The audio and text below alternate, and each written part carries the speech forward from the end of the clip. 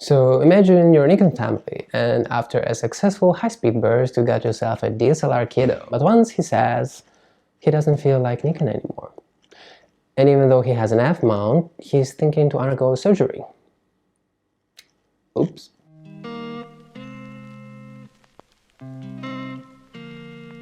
So yeah, welcome to Aperture Value, and the hero of today's episode is a transgender camera, Fuji S5Pro. Just so you know, Fuji's first DSLRs were remade Nikon film bodies, because in the end of 90s, early 2000s, Fuji was too busy inventing medical stuff that saved lives.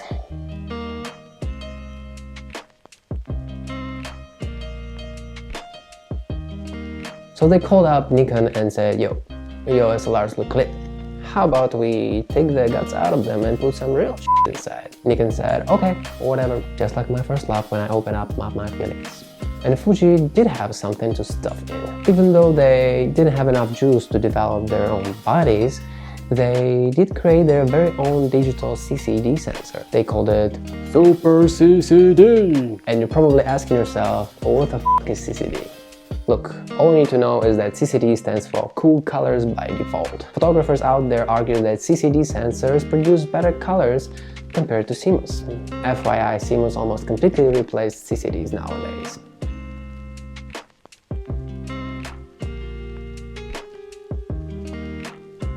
Now, what's so special about that Fuji's Super CCD? You know how people cut sandwiches in half vertically? Well, Fuji said, screw it, we're gonna cut it diagonally. And it doesn't make any sense, does it? Okay. They used octagonal pixels rather than rectangular, resulting into different pixel arrangement and accordingly higher resolution. There were numerous iterations of Super CCD. The later ones had pixels with an additional photodiode that separately captured only highlights. The result is a great dynamic range and image quality. One of such sensors is our boy here. Fuji S5Pro is based on Nikon D200. It looks exactly the same and has a regular F mount, meaning all Nikon glass can be mounted on it directly. On contrary, Fuji S5Pro has 12 effective megapixels, a little bit different button assignments, and iconic Nikon's red striped grip changed to all black. I picked it up for about $100 and man, it was in poor condition, just like Britney Spears back in the year when this camera was released. So I shaved off all the rubber grips and replaced them with Nikon ones. Now, a small tip for others who might want to get this camera in a good shape. Since this is basically a Nikon D200 on the outside, many parts are easier to find if they are designated for Nikon, because S5 Pro parts are very hard to find and they cost a fortune, that's for sure. As you see, mine has a Nikon grip, not original all black one. Besides grips, I replaced this way things like port caps, eyepiece, and also the battery door.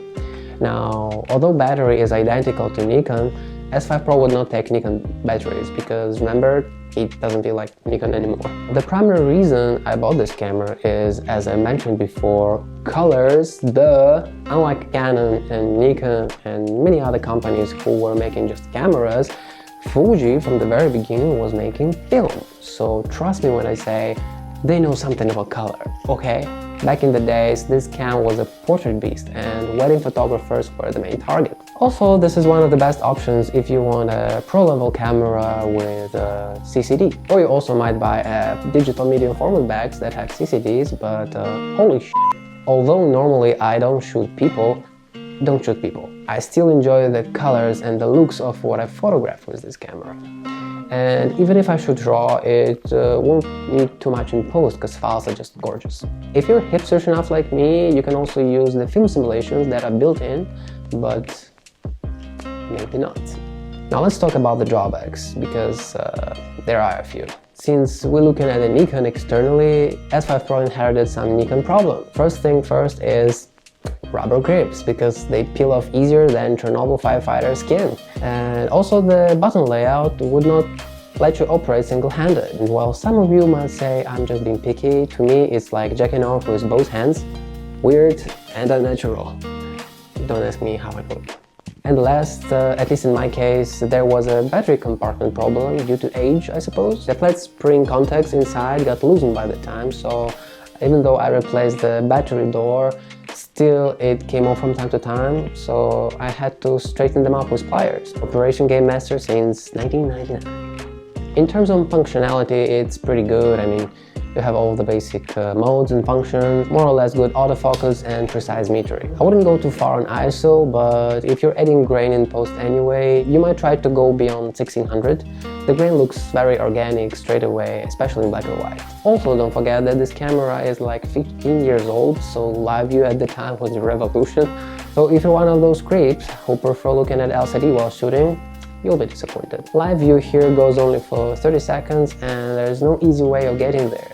You need to dig into settings to turn it on, which is a bummer. Anyway, even though it's quite an oldie, I like it. Its limitations in terms of technology help focus on the process, and it just so happens I'm the one who enjoys it. Plus, compared to modern cameras, this one is far from being almost self-conscious, which brings peace to mind, so I don't have to look it up for night like my iPhone.